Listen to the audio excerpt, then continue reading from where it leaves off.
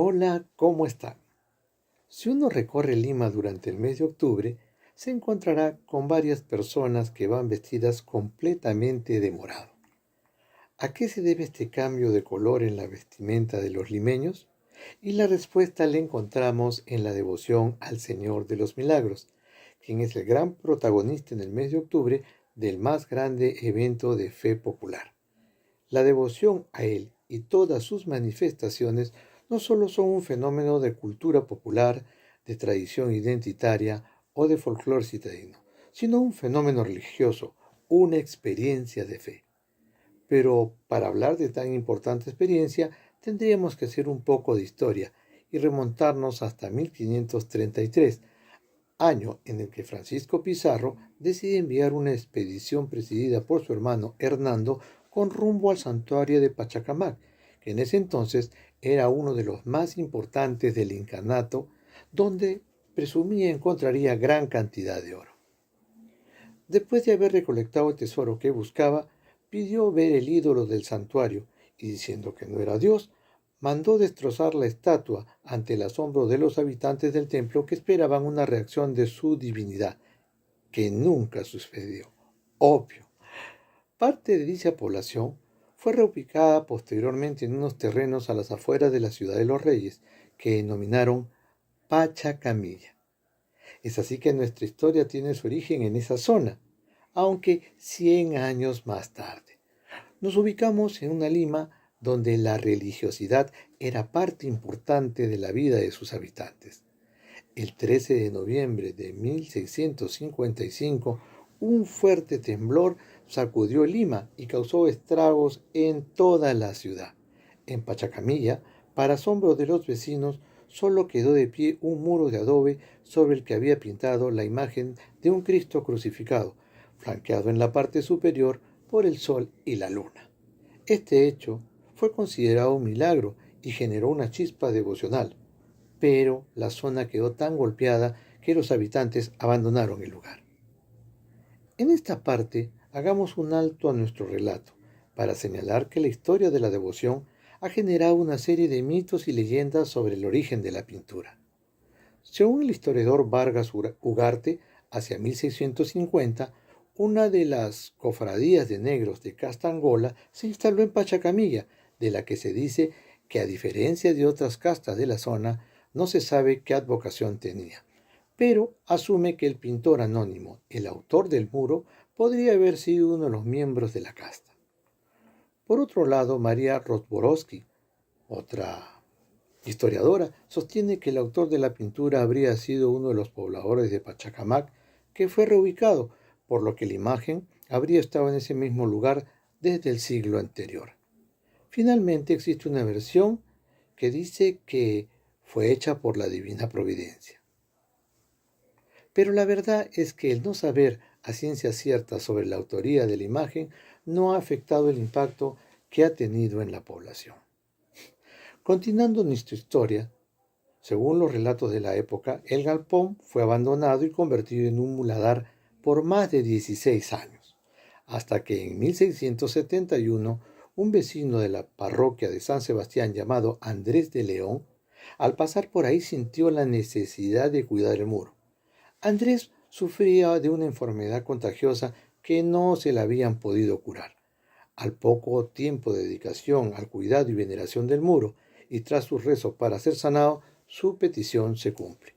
La noticia de la curación, seguida de la realización de otros milagros, se esparció creando un brote devocional importante en el vecindario. Así empezó a reunirse la gente para rendirle culto, especialmente los viernes en la noche, entonando el miserere y otros cantos al son del arpa y el bajón. El párroco de San Marcelo, José Laureano de Mena, escuchó de estas reuniones en las que se adoraba a Dios de una manera inapropiada, según él, por lo que se quejó ante las autoridades eclesiásticas y ante el mismo virrey conde de Lemos, quienes mandaron corroborar la acusación. Producto de la denuncia, el promotor fiscal del arzobispado, el párroco en mención y el notario eclesiástico Juan de Uría realizaron una inspección ocular. Comprobado el comportamiento inadecuado que ellos decían que existía, el provisor ordena borrar la imagen. Entre el 6 y 12 de septiembre de 1671, el promotor fiscal, un notario, un pintor y el capitán de la guardia del virrey con 2 escuadras de soldados se acercan al galpón de Pachacamilla para ejecutar la orden. 3 veces lo intentaron ante el susto y estupor de los concurrentes.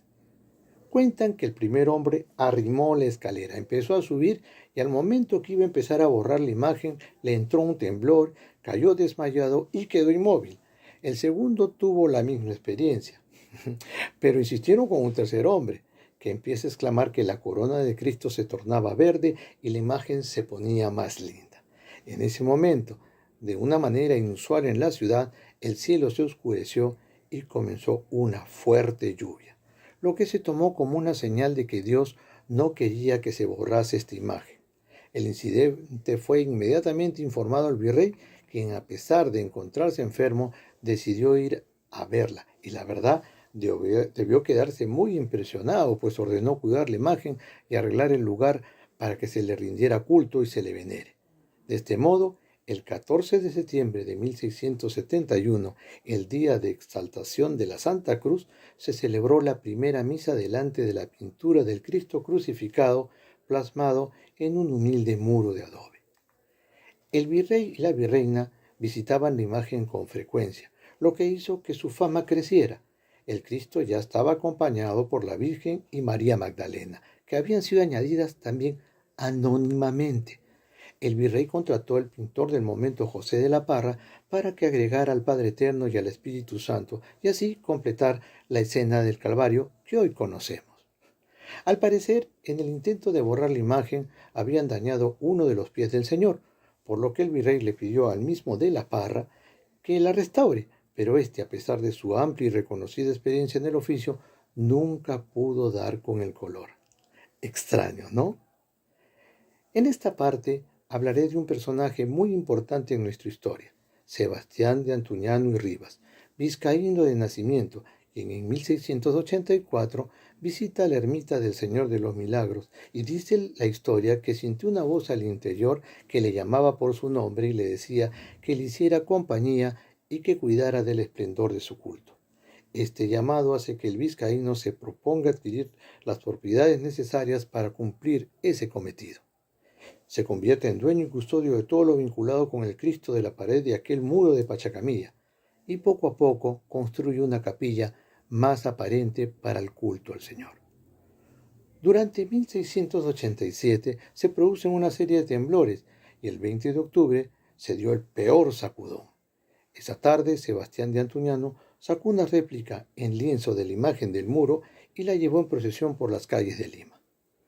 No se ha encontrado otro lienzo ni referencia alguna de que haya existido otra imagen, por lo que la imagen procesional de hoy entiendo que ha de ser la misma que salió aquel día. Y hasta aquí hablamos de la imagen.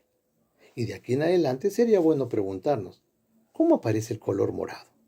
Y para ello es el turno de hablar de Antonia Maldonado y Verdugo, natural de Guayaquil, que al fallecimiento de su padre viaja en compañía de su madre al Callao, y en la edad apropiada, 20 años, fue obligada por ella a casarse con el noble Alonso Quintanilla, matrimonio que, según dicen, nunca llegó a consumarse por el enorme espíritu de servicio hacia Cristo que ella guardaba. Se dice que Antonia había recibido en 1677 el mensaje de vestir el hábito nazareno y al enviudar en 1681 viste de morado y toma el nombre de Antonia Lucía del Espíritu Santo. Se estima que para entonces ya había fundado el Colegio Nazareno en el Callao con el aporte del capitán Francisco Serrano Carrillo de Albornoz. Tiempo después, el capitán y su mujer imponen como directora de recogimiento a una protegida que carecía de devoción. Antonia, fastidiada, le consulta con su confesor, quien le aconseja trasladarse a Lima e ingresar al beaterio de Santa Rosa de Viterbo. Es así que llega vestida de morado y causa molestia entre las franciscanas, quienes la tratan como una criada y la denuncian por desobediencia al no cambiarse de hábito. La denuncia ocasionó la visita del notario Juan de Uría, personaje del cual ya hablamos, quien le ordena realizar dicho cambio. Sin embargo, luego de la actitud mostrada por Antonia, quien se arrodilla para cumplir el mandato, el notario se conmueve y la detiene e informa lo acontecido al provisor. Y es aquí donde se consolida el uso del hábito morado, que se convertiría en el color emblemático de la devoción. Luego de un año en Viterbo, Antonia consigue donaciones para fundar el Instituto Nazareno de Beatas de Monserrate en 1683, donde se quedarán hasta fines de siglo.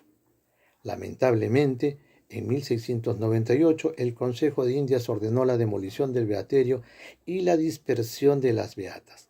Al enterarse, Sebastián de Antuñano se acercó donde la madre Antonia de Lucía y las invitó a mudarse a Pachacamilla.